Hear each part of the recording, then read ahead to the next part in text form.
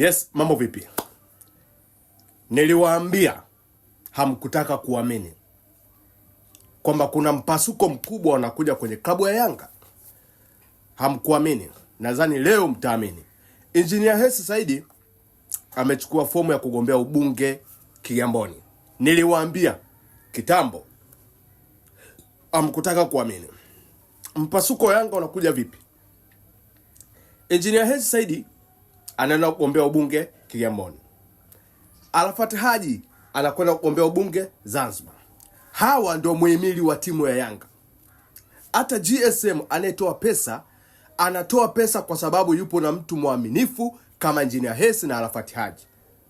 Wengine wanaobakia, ukaribu na bosi hakuna. Sasa unaweza ukatengeneza picha, itakuwaje? Bosi atakubali kutoa hela zake kwa watu ambao hawaamini? Au bosi atatoka front kwenda kusajili yeye mwenyewe? Bosi sio mtu wa mpira, hawajui wachezaji. Ndio hapa ninapowaambia pigo kubwa linakuja kwa Yanga. Pigo zito linakuja kwa Yanga. Watu wa mpira wanaondoka kwenye klabu ya Yanga. Watakao kuja, je, wataweza kukopi kama alichokuwa anakifanya Engineer Hersi? Pigo kubwa kwa Yanga. Mpasuko wa Yanga ndipo utapoanzia hapo.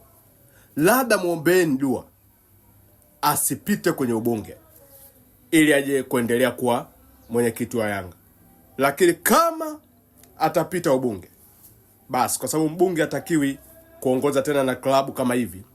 Sheria za nchi yetu haipo hiyo. Siasa na mpira vitu viwili tofauti.